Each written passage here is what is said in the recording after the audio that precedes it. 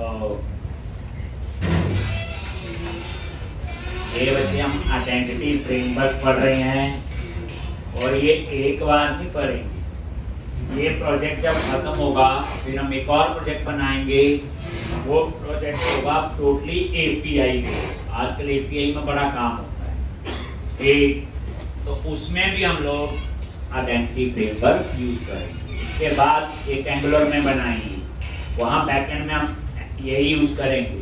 तो ये identity framework जो है ये काफी इंपॉर्टेंट है आपका माइक्रोसॉफ्ट का, इसको ढंग से कर लेना। और आपने नोटिस किया हम कोशिश ये कर रहे हैं पूरा कस्टमाइज करें। नोटिस किया होगा हम उसको अपनी रिक्वायरमेंट के हिसाब से अगर चेंज कर पा रहे हैं तो कस्टमाइज ही हो रहा है, इसका मतलब यही है। तो आज कल हमने क्या किया था, यूजर का डैशबोर्ड बना रहे थे, यूजर सिंपल डिस्प्ले करवाए थे और एक बटन बनाने का कोड लिखा था लॉक और अनलॉक, यही लिखा था। टेबल में ASP.NET यूजर में एक कॉलम है लॉकआउट है, हम उसको यूज करेंगे। ठीक, तो आज हम लोग सबसे पहले API बनाएंगे लॉक अनलॉक के लिए, और उस API को कॉल करने के लिए user.js के अंदर देखा हुआ नीचे आपने एक लॉक अनलॉक नाम से मेथड है जिसमें आईडी पास है किसको लॉक अनलॉक करना। ठीक है, तो थोड़ी सी कहानी अलग है। तो इस वीक में तो पूरा आपका आइडेंटिटी फ्रेमवर्क ही चले, और किसी भी प्रोजेक्ट में ऑथेंटिकेशन ऑथराइजेशन तो होती है और इम्पोर्टेंट। दो टाइप की ऑथेंटिकेशन तो हम सीख लेंगे अभी, डाटाबेस के साथ कर रहे हैं और ओपन ऑथेंटिकेशन। ये कुछ आपको भी देंगे। ये लो यूजर पे क्लिक किया, आगे अब लॉक करने पे यूजर लॉक होना चाहिए, एक अनलॉक करने पे फिर अनलॉक होना चाहिए। तो उसके लिए हमने क्या काम किया था पहले सब, एरिया, एडमिन, कंट्रोलर और यूजर कंट्रोलर। अब यहाँ पे कल ये कैटॉल बनाया था, ओवरऑल समझो यूजर की इंफॉर्मेशन डिस्प्ले करवाए। थोड़ा सा ज्यादा हम इसलिए करना पड़ा कि हमें दो टेबल से और डाटा चाहिए था, कंपनी और रोल, इसलिए थोड़ा सा तामझाम हमने किया। यहाँ सारे यूजर डिस्प्ले होंगे पर वो डिस्प्ले नहीं होगा जिसका रोल क्या है, एडमिन, क्योंकि एडमिन को थोड़ी लॉक अनलॉक करे। क्लियर है? फिर इसको कॉल करने के लिए मैंने क्या किया, JS में गए और user.js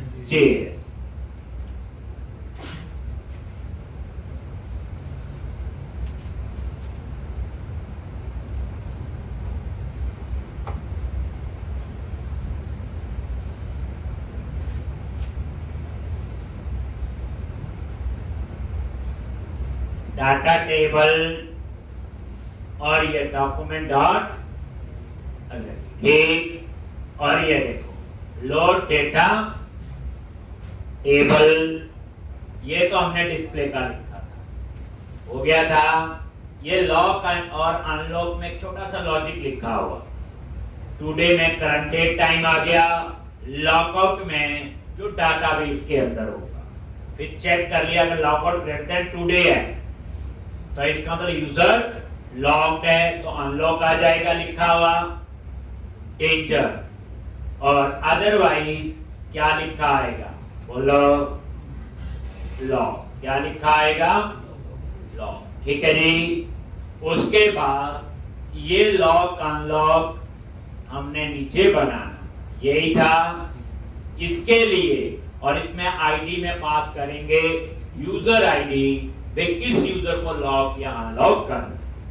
तो इसके लिए हम अब आप बनाने जा रहे एपीआई, और उसको यहाँ पे कॉल से डिलीट की होती थी वैसे ही इसकी होगी। तो यहाँ पे आ जाओ कंट्रोलर में, वही एक एपीआई है, अब एक और, लेकिन यहाँ ना HTTP गेट आएगा और ना ही HTTP डिलीट, यहाँ पे आएगा HTTP पोस्ट। ठीक, यहां पे इंफॉर्मेशन सबमिट हो डाटाबेस के अंदर, तो इसलिए HTTP पोस्ट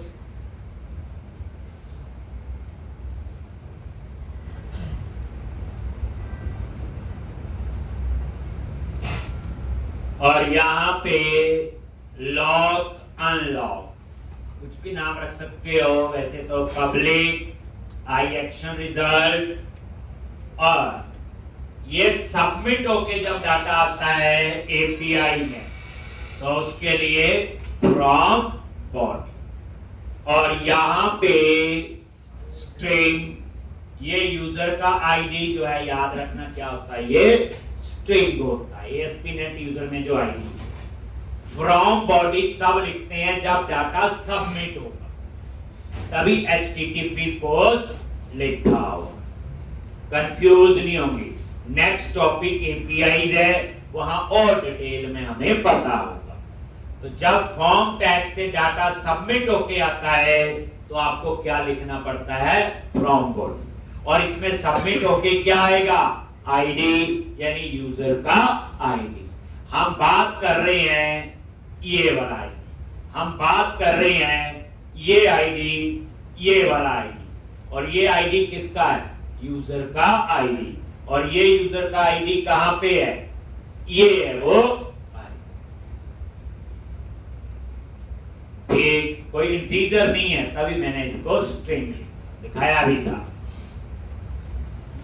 एक तो यहां पे डाटा सबमिट होके आएगा, तो फ्रॉम बॉडी।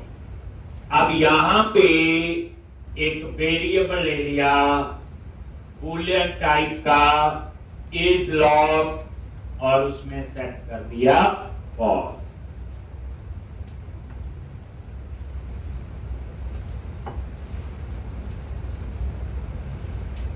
एक और उसमें यूजर की इंफॉर्मेशन चाहिए है, किसकी इंफॉर्मेशन चाहिए, यूजर की। ठीक, तो वेर कोई user in DB underscore context dot application user dot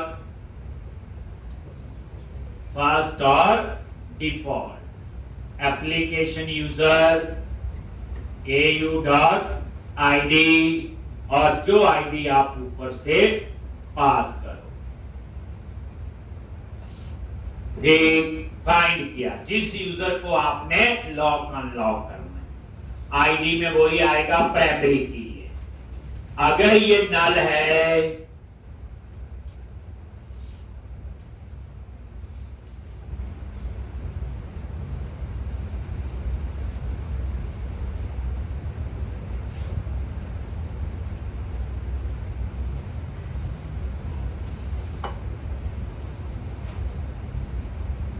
तो यहां पे ये आपका, तो यहां पे अगर नल है तो वो क्या करे, रिटर्न JSN। ये नल है तो ये यूजर ना लॉक हुआ ना अनलॉक। और यहां पे आप लोग कोई न्यू करली ब्रैकेट सक्सेस क्या कर दोगे, फॉल्स, और यहां पे मैसेज समथिंग वेंट रॉन्ग,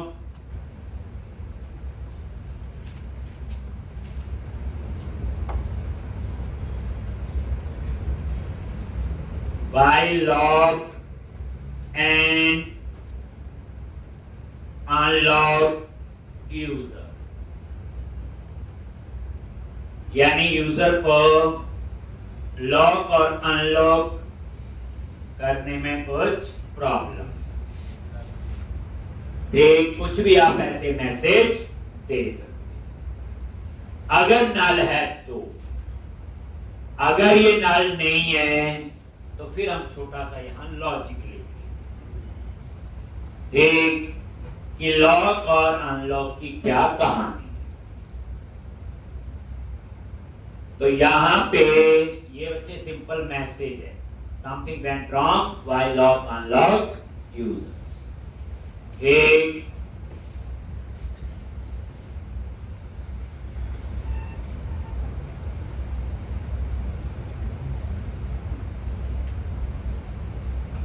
अब यहां पे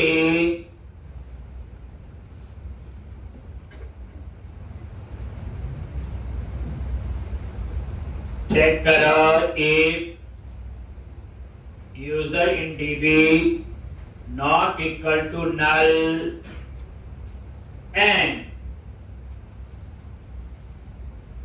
user in DB dot lockout and, ये लॉकआउट एंड कॉलम है, दिखाया था ASP.NET यूजर, अगर ये ग्रेटर देन है डेट टाइम डॉट नाउ, अब ये जावास्क्रिप्ट नहीं है।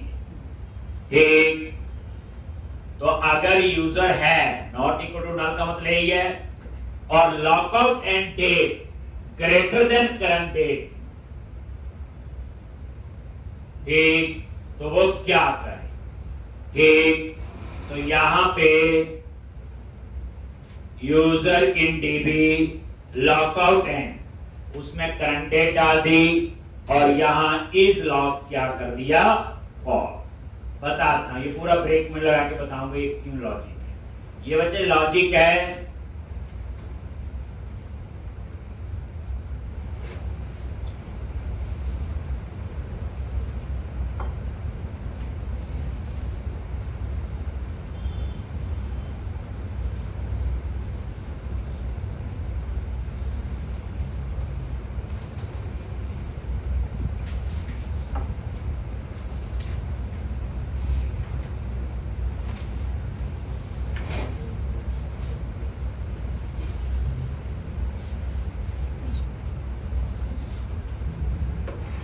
एल्स में गए तो क्या करना? ठीक, तो यहां पे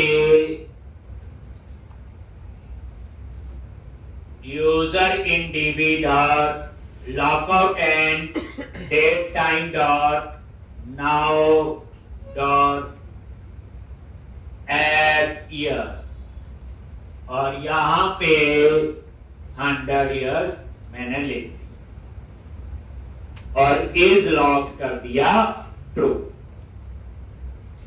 बताऊंगा ये 100 क्यों लिखा है, यानी इसका मतलब ये लॉजिक 100 साल चलेगा। 100 साल बहुत है। एक 50 लिख दोगे 50, एक दिन लिखोगे तो एक दिन, आप बोलो 1000, 100 से ज्यादा उसने लिखने में दिए तो लिख देने। एक तो कंप्यूटर को पता नहीं 100 साल बाद क्या होगा। बताओ ये लॉजिक ऐसा क्या है? अब उसके बाद ये लॉजिक है, एक बार लॉजिक समझ लो, आप इस लॉजिक को अपने हिसाब से चेंज कर सकते हैं। ठीक, ये मैं ब्रेक पॉइंट लगा के आपको बताऊंगा।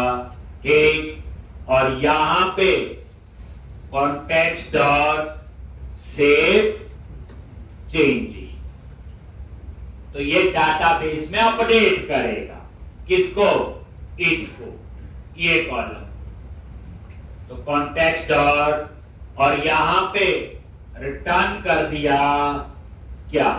सक्सेस में ट्रू, और मैसेज।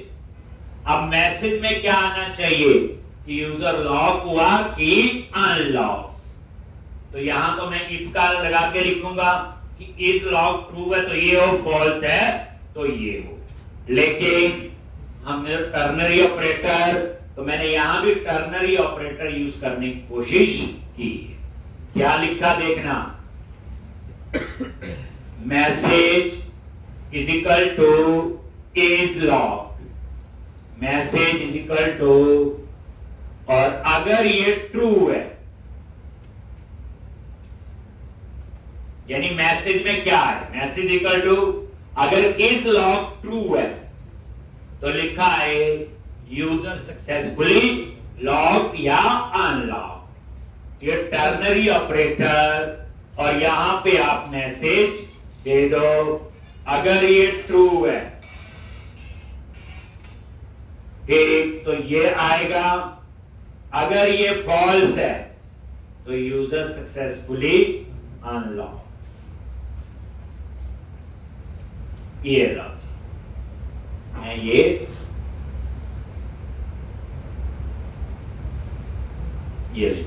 और एंड विद सेमी।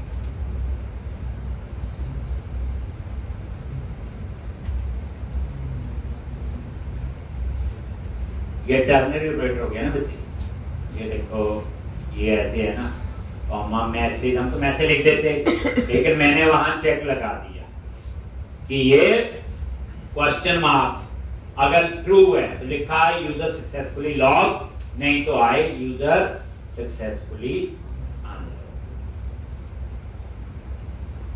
अभी मैं ब्रेक पॉइंट लगाऊंगा, पूरा समझ आएगा, इसलिए घबराना नहीं।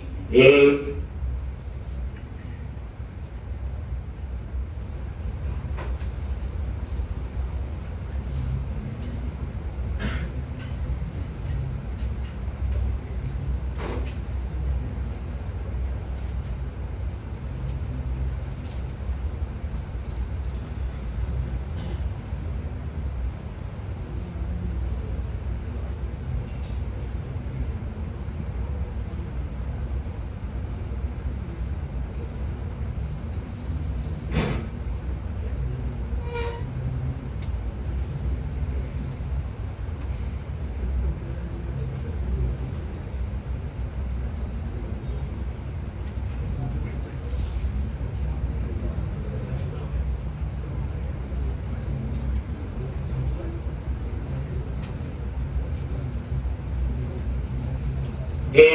तो इस तरह से ये आपका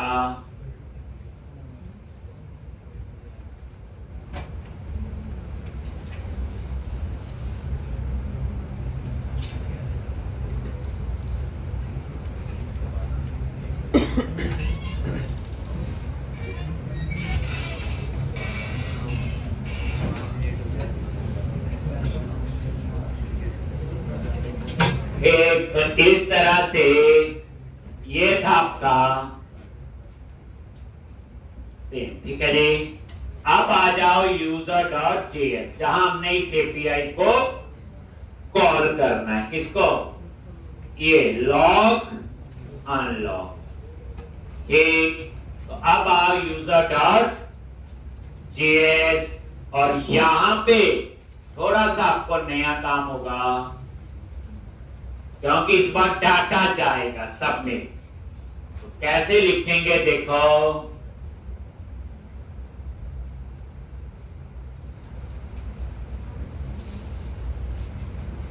तो यहां पे $.ajax, और ये आपका URL, और यहां पे URL आप लोग दोगे स्लैश, बताइए ये एडमिन स्लैश यूजर स्लैश, ये वाला नाम देना है लॉग अनलॉग। ये आपने यहां पे दे दिया, कॉमा, फिर देंगे टाइप पोस्ट। ये है चीजें, वहां क्या लिखते थे बोलो, टाइप डिलीट, याद करो, ठीक। और उसके बाद डाटा, डेटा जो भेजना है, पोस्ट है ना ये, तो यहां पे JSN डॉट स्ट्रिंगिफाई, और आईडी में क्या है, वो डेटा है। ये ऐसे भेजते हैं डाटा, JSN में लिखा ना, JSN डॉट स्ट्रिंगिफाई, डेटा भेज दिया। और यहां पे कंटेंट किस टाइप का है, तो यहां पे कॉमा, कंटेंट टाइप, और ये आगे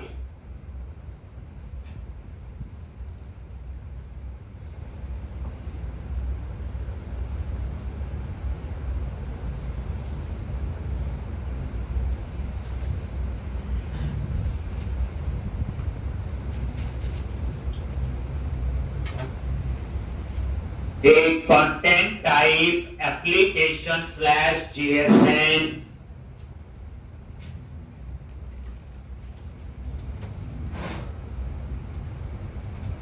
डॉट और यहां पे कॉमा, ठीक, और उसके बाद सक्सेस और वही फंक्शन डेटा। डेटा में क्या होगा, मैसेज और सक्सेस, यही होता था।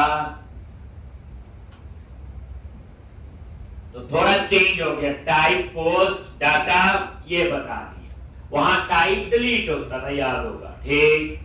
अब यहां पे आपने क्या करना है, अगर ये सक्सेस है, इफ डेटा डॉट सक्सेस, अगर ये ट्रू है तो इसका मतलब क्या हुआ, यूजर सक्सेसफुली लॉग होगा या अनलॉक, यही है सक्सेस। मतलब आपका ये जो हम ये रिटर्न कर रहे हैं ट्रू है या फॉल्स, तो उसके हिसाब से यहां टोस्टर डॉट मैसेज, तो क्या लिखोगे, टोस्टर पता ही है सक्सेस और डेटा डॉट मैसेज। मैसेज में आ जाएगा यूजर सक्सेसफुली लॉग या अनलॉक, वो फिर ना ट्रू फॉल्स कैसे लिखा हुआ, और उसके बाद data table dot Ajax reload.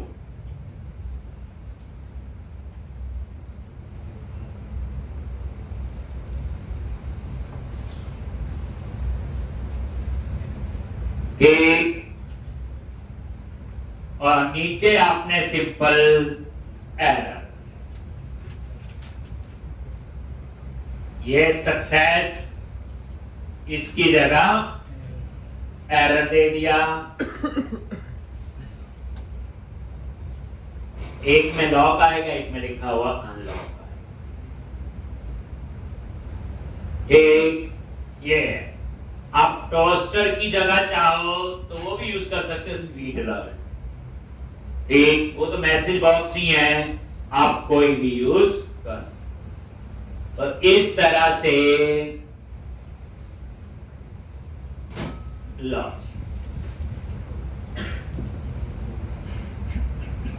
तो अब आप ब्रेक पॉइंट लगाओ एपीआई में, फिर हम देखेंगे वो काम कर रहा है कि नहीं, और समझेंगे भी चीज कैसे काम कर। थोड़ा सा टेक्निकली समझने वाली बात है, तो ये आपने लिख लिया, और यहां पे अब आप आ जाओ लॉक अनलॉक, ये ब्रेक पॉइंट लगाया हो। अब आप इसको रन करो, यही पता चलेगा। हम डाटाबेस का टेबल भी ओपन करेंगे, ASP.NET यूजर, और वहां लॉकआउट एंड कॉलम को भी देखेंगे कि वहां क्या कहानी हो रही।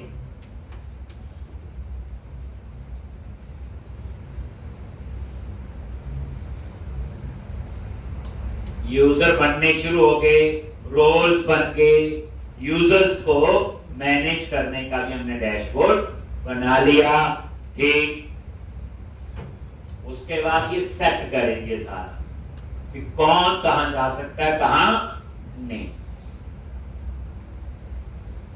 देखो अभी आप सिंपल देखो, यूजर्स पे क्लिक किया, डिटेल आ गई, ठीक है जी। अब कोई भी है, जैसे कंपनी यूजर है, इसे हम लॉक करते हैं, ठीक है जी। लॉक पे क्लिक किया, अब ये रिफ्रेश नहीं हुआ, क्या करोगे, कंट्रोल F5 फोर्सफुली क्लिक किया, आगे। अब यहां आईडी देखो आ रहा है, जो भी आईडी है that is user ID,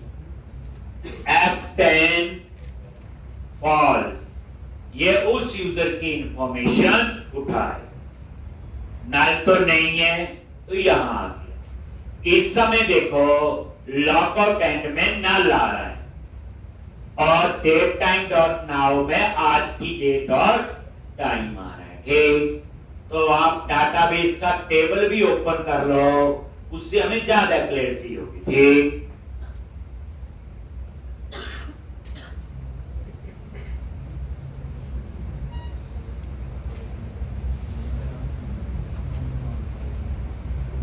databases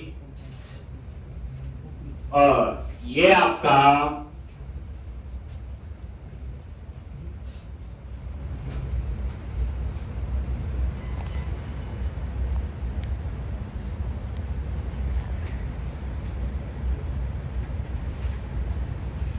tables पे गए,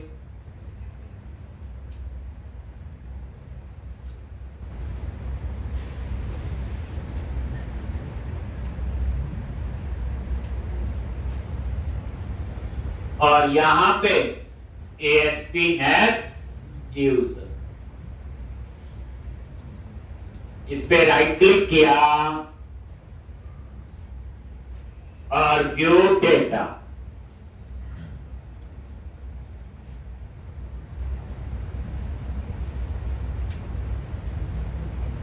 और यहां पे एक कॉलम होगा लॉकआउट एंड, ये देखो अभी इसमें क्या आ रहा है, नल ही है सारा। चलो, तो अब आप आगे, तभी यहां पे क्या आया, नल। तो ग्रेटर देन तो नहीं है, तो कहां जाएगा, एल्स।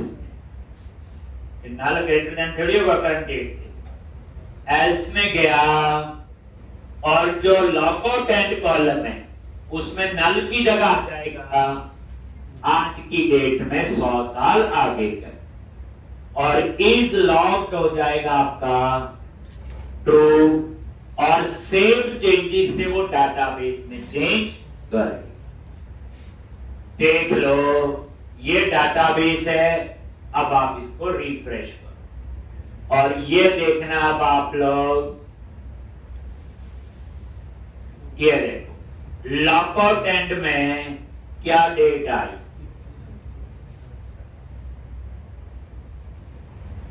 7, 17 और 2124, यानी 100 साल आगे।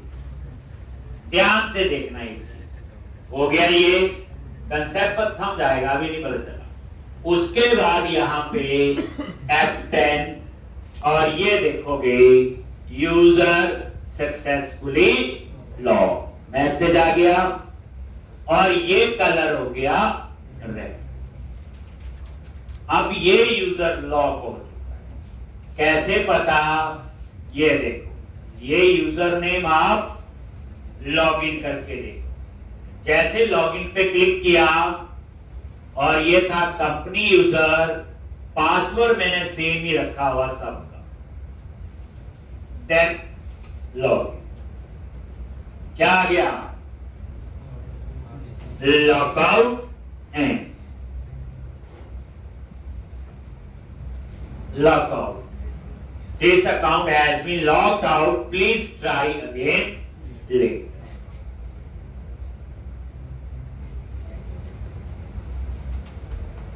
एक, और ये देखो ये कहां से आ रहा है, यूआरएल देखो क्या है इसका,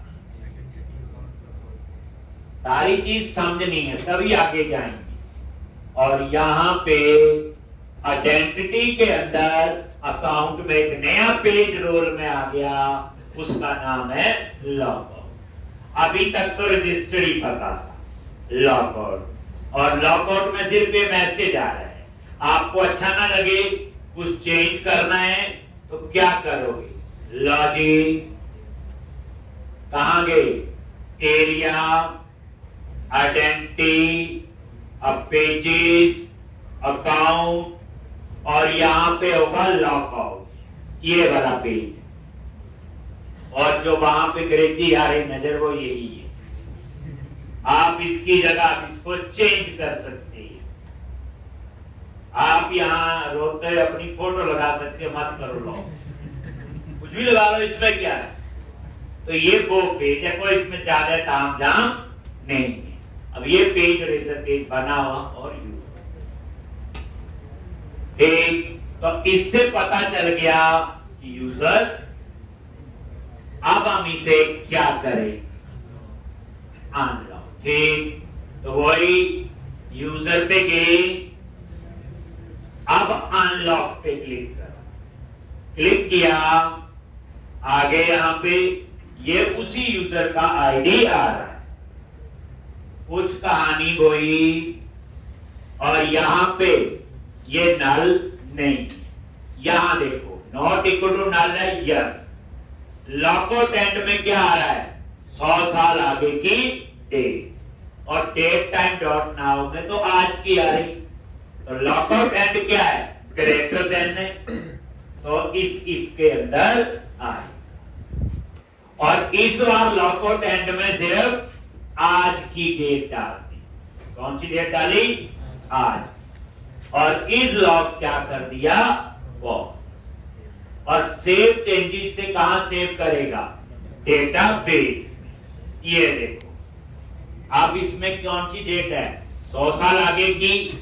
अब आप इसे रिफ्रेश करो, ये डेट चेंज हो जाएगी, कोई आ गया 7/17/2022 आ गया जी इतना, और उसके बाद F10 मैसेज आ गया, यूजर सक्सेसफुली अनलॉक, और ये देखो ये हट। अब आप इस यूजर को देख लो एक बार कि सच में लॉगिन पे क्लिक किया, टेस्टिंग बच्चे पूरी होनी चाहिए, ये नहीं हो गया बस बाद में चले ना।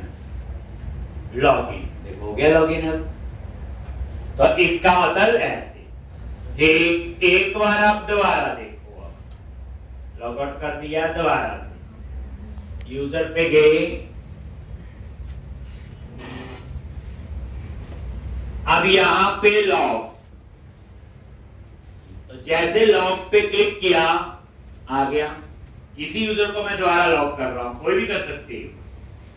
F10 यूजर है, इस बार देखो क्या है, नॉट इक्वल टू नल है, और लॉकआउट एंड में आज की डेट है 7/17/2024, आज की डेट की थी ना, और डेट टाइम डॉट नाउ में भी आज की है, तो लॉकआउट एंड ग्रेटर थोड़ी हुआ, आज की डेट है, तो फिर कहां जाएगा, एल्स, कहां गया, एल्स में, क्योंकि लॉकआउट एंड ग्रेटर देन थोड़ा हुआ, फिर लॉकआउट एंड में भी आज की डेट है, डेट टाइम डॉट नाउ बड़ा थोड़ी हुआ, उससे इक्वल है। अब यहां गया, फिर उसने 100 साल आगे की डेट डाल, फिर इज लॉग थ्रू और सेव चेंजेस, और डाटाबेस में नजर मारो, अभी करंट डेट आ रही थी 7/17/2024, इसको रिफ्रेश करो, अब 100 साल आगे की डेट आ,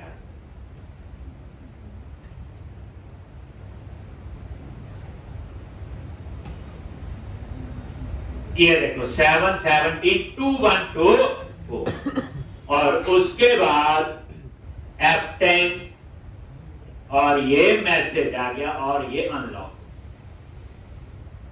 फिर इसको अनलॉक करना है, वापस वहीं आ गई, फिर वही प्रोसेस, अब यहां 100 साल आगे की डेट है, which is greater than turn date, तो कहां जाएगा, इसके अंदर, और इसमें टर्न डेट डाल, इज लॉग फॉल्स, और इस तरह से अब ये किए हो, क्लियर है जी। तो मतलब ये है बच्चे, ये एक लॉजिक है छोटा सा लिखा हुआ, आप इसे और एंगल से भी सोच सकते हो सकता मेरा ठीक ना हो, क्या था इसका मतलब, अगर मैं ये डेट डालूंगा 10 दिन आगे की, फिर लॉजिक 10 दिन आगे ठीक चलेगा, जैसा लिखा हुआ। 50 दिन आगे की डालेगा तो 50 100 दिन आगे की, ठीक, मैंने तो 100 साल आगे की डाल दी, जो ना मैंने देखनी ना आपने। चलो, एक तो इस तरह से ये लॉजिक है, इसमें ऐसा कुछ नहीं है कोई प्री डिफाइंड चीज। एक तो ये आप लोग लॉजिक अपनी रिक्वायरमेंट से, मतलब कह रहे हैं किसी को लगता हो कि मैं इससे अच्छा और बना सकता हूँ, तो कोशिश कर सकते हैं और मुझे भी जरूर दिखाई। और पहले इसको समझ लें जो मैंने करवाया, ठीक है जी। तो अब आप ये सारा क्लोज करो और यहां पे तो लॉक अनलॉक की कहानी समझ आ गई। अब हम आगे बढ़ते, ठीक। अब हमारी रिक्वायरमेंट समझो पहले। अब मैं चाहता हूं कि जो एडमिन रोल वाला यूजर है वो कैटेगरी भी ऐड अपडेट कर सकता है, कवर टाइप भी, प्रोडक्ट भी, कंपनी भी और यूजर भी, तो कुछ भी कर सकता है, मालिक है वो। एक इंडिविजुअल यूजर है, वो इनमें से किसी को भी छेड़खानी नहीं कर सकता है। एक तीसरा एम्प्लॉय यूजर है, एक तो वो क्या कर सकता है, वो कैटेगरी, कवर टाइप और प्रोडक्ट ऐड अपडेट कर सकता है, लेकिन यूजर नहीं बना सकता, वो एडमिन नहीं बनाएगा, कंपनी। तो अब मैं चाहता हूं, पहली बात ध्यान से देखना आप, मैं चाहता हूं अगर लॉगिन नहीं हुआ तो ये कैटेगरी ओपन ही नहीं होना चाहिए। अब तो ओपन हो रहा है, जो मर्जी कर लो, ओपन हो रहा है। आप चाहते हो बिना लॉगिन, ना कैटेगरी, ना कवर टाइप, ना प्रोडक्ट, ना कंपनी, ना यूजर, पहले लॉगिन करना ही पड़ेगा, तो क्या करोगे?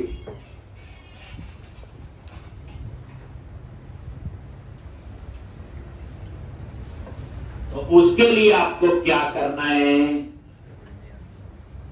यहां पे एरिया एडमिन कंट्रोलर, सबसे पहले कैटेगरी कंट्रोलर पे आ जाओ। बिना लॉगिन या ओपन नहीं होना चाहिए, तो इस कंट्रोलर पे आप ऑथराइज एट्रीब्यूट ले, यानी इसका मतलब यह है कि कैटेगरी कंट्रोलर को बिना लॉगिन कोई भी एक्सेस नहीं कर सकता,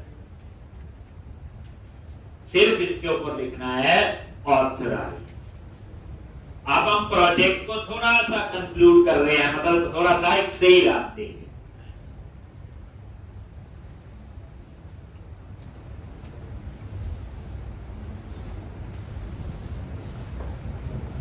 ये सारे अलग अलग काम हो गए ना, जैसे घर बना रहे होते हैं तो बिजली वाले ने अपना काम कर रहा है, प्लम्बर अपना काम कर रहा है, प्लास्टर करने वाले अपना काम कर रहे हैं, ब्रिक वर्क करने, सारे अलग अलग काम कर रहे हैं। अब उसको फाइनल स्टेज आ गई, फर्निश करे, अब उस पे जा रहे हैं। एक तो सबसे पहला चेक क्या हुआ कि कैटेगरी विदाउट लॉगिन एक्सेस नहीं होना चाहिए। बच्चे इस प्रोजेक्ट जब पूरा हो जाएगा, किसी को दिखाओगे उसे पता होगा कि बच्चा काम कर सकता, शर्त ये ना कि जो मैंने करवाया उतना ही कर सकता, अपने आप ही करना पड़ेगा ना।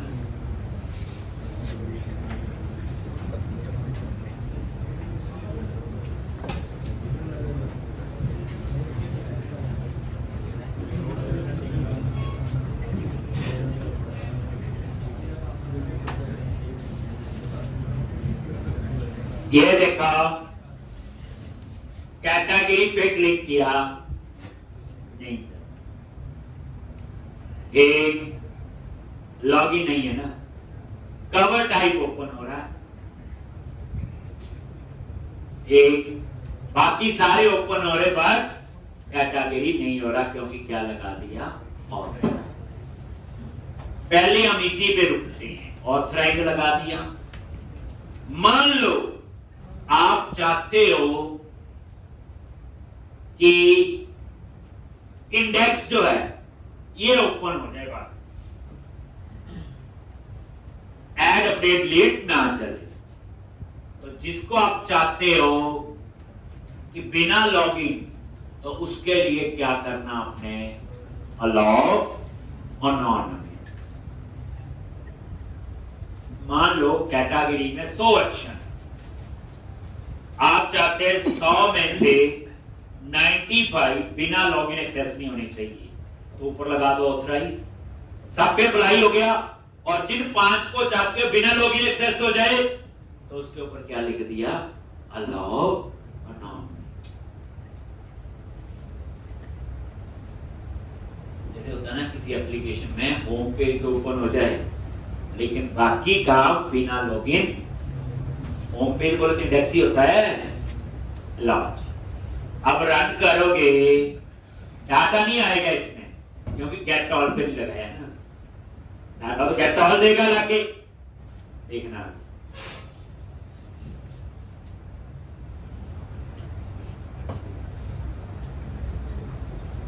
अब एक तो कोड कम में, फ्लो इंपॉर्टेंट है। देखो अब ये क्या हुआ, कैटेगरी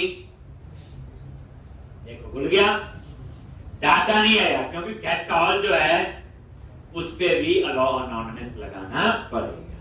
लेकिन बात समझ आ गई?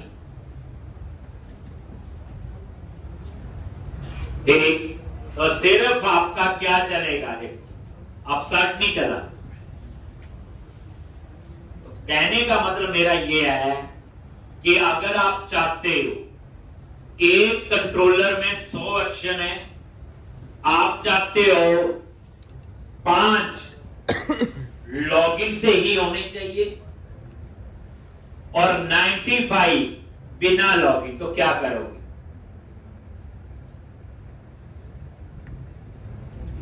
एक कंट्रोलर है, 100 एक्शन है, 5 के लिए 5 एक्शन ऐसे हैं जिसमें लॉगिन होना ही चाहिए। मान लो डिलीट करते हुए लॉगिन होना चाहिए, ऐड अपडेट, कुछ भी 5 एक्शन है।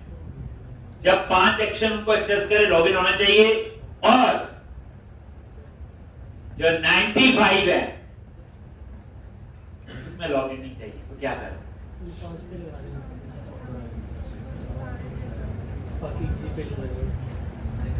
5 पे लगा दो, क्या ऑथराइज, बाकी पे लगाने की जरूरत नहीं, क्योंकि बाय डिफॉल्ट अलाउ अनोनिमस ही होता है।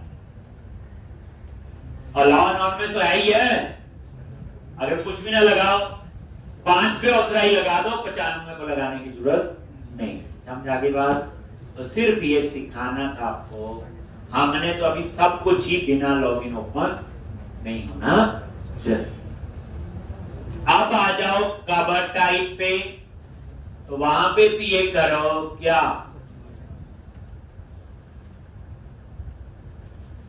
ऑथराइज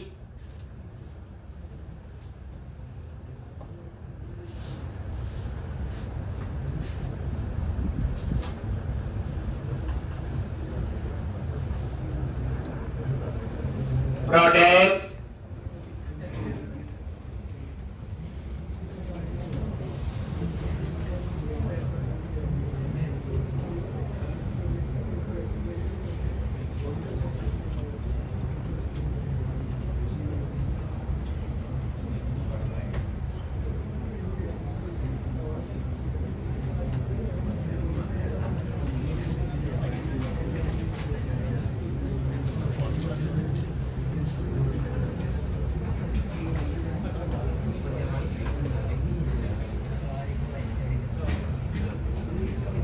और इसी तरह से सब पे लगा दो, कंपनी पे भी लगा दिया, ऑथराइज और यूजर पे। सारे जितने हमने कंट्रोलर बनाए हैं, category, cover type, product, company और यूजर, पांचों पे मैंने ऑथराइज लगा। पहला काम तो ये ही कि बिना लॉगिन ये एक्सेस नहीं होना चाहिए।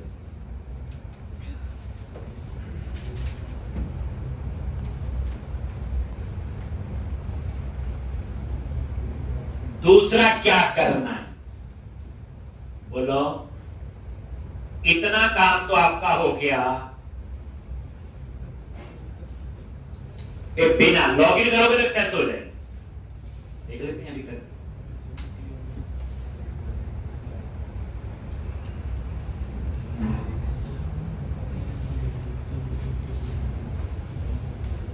तो आपने देखा प्रोजेक्ट के लिए कई चीजों का नॉलेज होना चाहिए। एक कोई ज्यादा यूज होता, कोई कम होता, बस बिना लॉगिन कोई भी एक्सेस नहीं। ठीक है, अब एक काम करते हैं, हम लॉगिन कर लेते हैं। लॉगिन कोई भी लॉगिन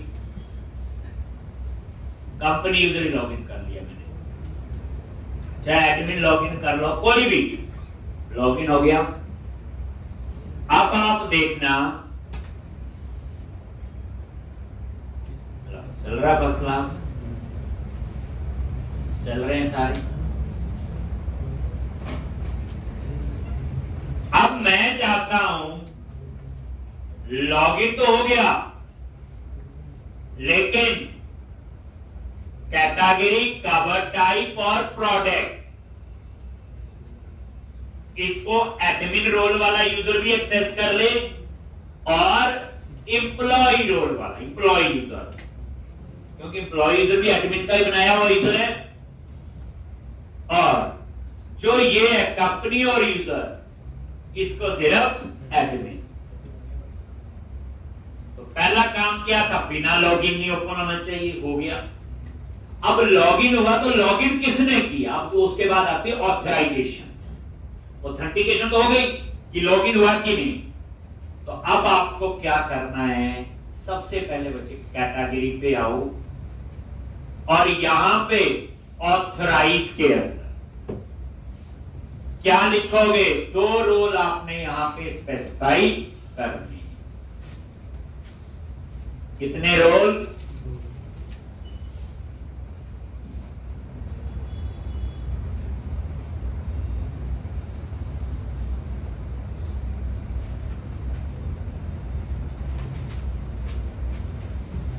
तो यहां पे क्या लिखोगे, रोल्स इज इक्वल टू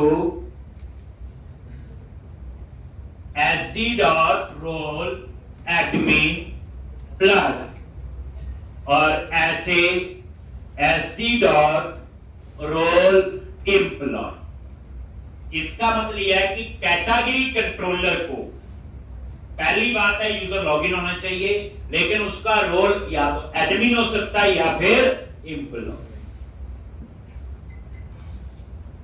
दो काम हो रही, अभी तो बड़ा कुछ हो रहा है।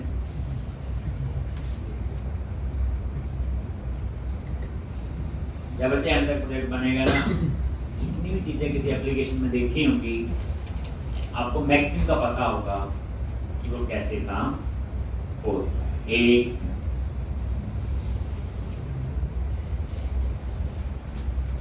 आइडेंटिटी फ्रेमवर्क में चीजें कितनी आसान है।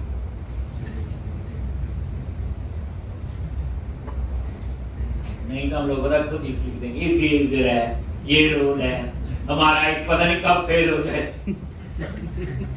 क्योंकि हम जो टेस्टिंग करते हैं, सबसे इंपॉर्टेंट है टेस्टिंग। अब ये चीज माइक्रोसॉफ्ट ने दी है, ये फ्रेमवर्क माइक्रोसॉफ्ट ने बनाया, उनकी टेस्टिंग टीम ने पता नहीं कितनी बार कैसे कैसे टेस्ट किया, उसके बाद आपको मिला रिजल्ट। ठीक, तो इसलिए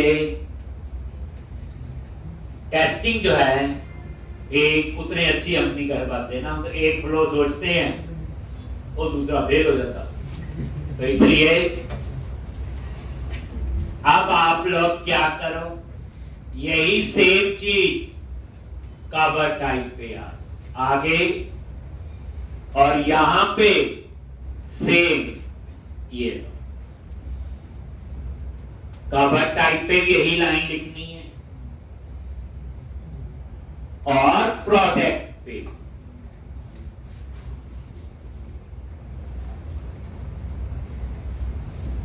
कईयों के माइंड में कई क्वेश्चन आए होंगे इसमें, जब मैं बोलूंगा ना हो गया खत्म, फिर देखना आपको आंसर मिल गए कि नहीं। क्वेश्चन आए भी होंगे तो ही ना।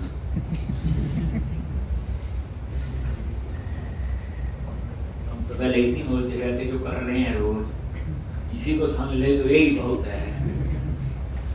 ये बिल्कुल बच्चे जैसे कंपनी में काम कर रहे होते हैं ना, बिल्कुल वैसे प्रोजेक्ट बना। ये ऐसा नहीं है कि जैसे एक होता है ना कि कोचिंग है, इंस्टीट्यूट है, कि हम कोचिंग ले रहे हैं, नहीं। जितना जैसे काम करोगे एक। अब यहाँ पे तीसरा कौन सा है? प्रोडक्ट। और यहाँ पे भी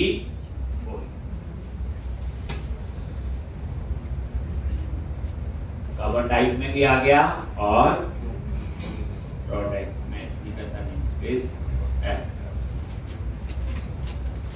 लिख लिया। कंपनी और यूजर में उसमें सिर्फ एडमिन लिखा है। अब किसी में 2 रोल होंगे, किसी में 4 होंगे, किसी में 6 होंगे, और ऐसे नहीं होंगे 100, 5, 7, 10 इससे ज्यादा नहीं होते। एक रोज होते सब डिसीजन होता है कि कितनी टाइप के यूजर मेरी एप्लीकेशन में लॉगिन करेंगे। जैसे आप कॉलेज की एप्लीकेशन बनाते हो, एडमिन तो वहां भी होगा। एक नॉर्मल यूजर, हमने उस यूनिवर्सिटी को देखना है, किसी ने, मैं नॉर्मल यूजर हूं, लेकिन वहां स्टूडेंट का लॉगिन भी होगा, क्योंकि स्टूडेंट क्या कर सकता है?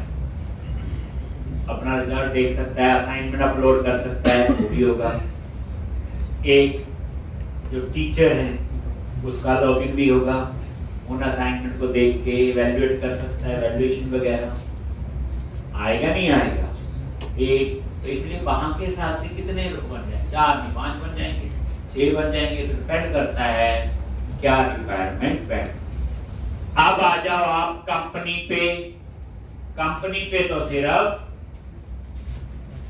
एक ही है, क्या? st डॉट रोल, और यूजर पे भी एक ही।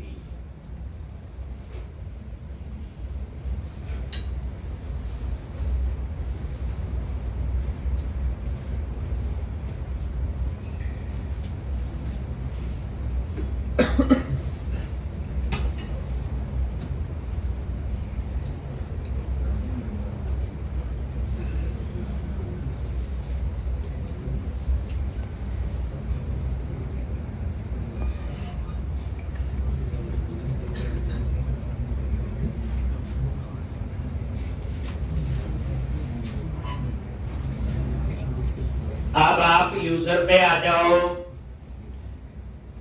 और यहां पे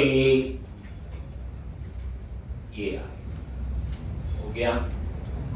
अब रन करके वेरीफाई करो कि जिस यूजर ने लॉगिन किया उसके हिसाब से वो एक्सेस कर सकता है। लॉगिन रन कर। अगर लॉगिन नहीं किया तो 5 में से कुछ भी एक्सेस नहीं होगा, ये तो पक्की बात होगी। अगर लॉगिन किया है और उसका रोल एडमिन है तो वो सब कुछ एक्सेस कर सकता है। अगर लॉगिन किया है तो उसका रोल एम्प्लॉई है, वो 3 चीजें एक्सेस कर सकता है, कैटेगरी, कवर टाइप, प्रोडक्ट।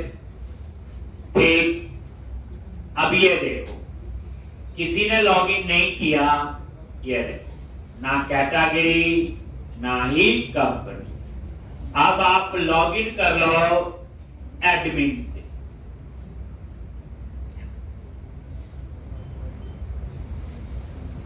जैसे एडमिन से लॉगिन किया, अब ये देखो कैटेगरी, कवर टाइप, प्रोडक्ट, और यहां पे कंपनी और यूजर।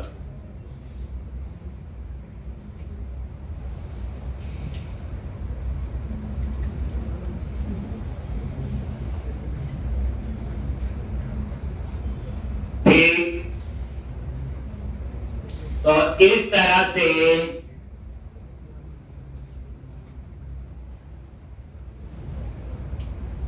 सब कुछ लॉग आउट कर दिया।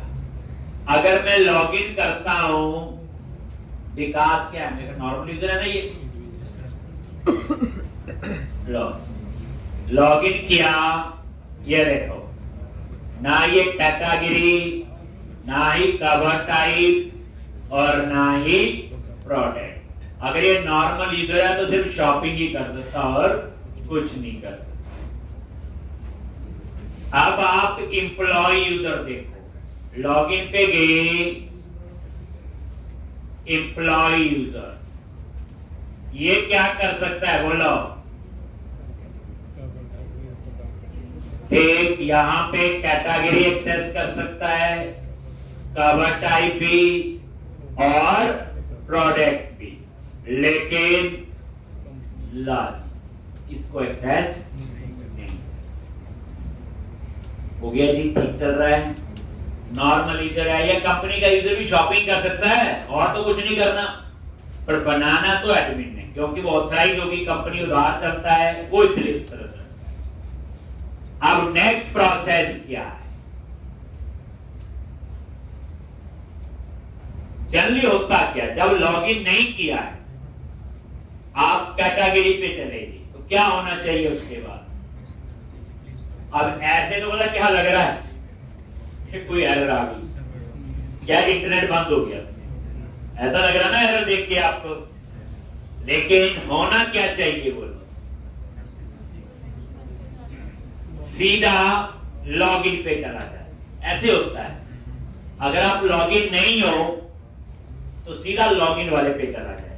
एक ये मुझे करना है, पहली बात। दूसरी बात, अगर आप लोग लॉगिन तो हो लेकिन इसकी परमिशन नहीं है, तो ऐसे एरर ना आए, तो वहां मैसेज आ जाए you are not authorized to access this information या एक्सेस डिनाइड। क्या मैसेज आ जाए? Access denied. अब हम ये सब कुछ जो है कॉन्फ़िगर करेंगे कहां पे? program.cs। लेकिन मेरे को शक्लें देख के लग रहा है कि पहले आप इतना करके आओ, नहीं तो ज्यादा हो जाएगा। कल हम ये कॉन्फ़िगर करें।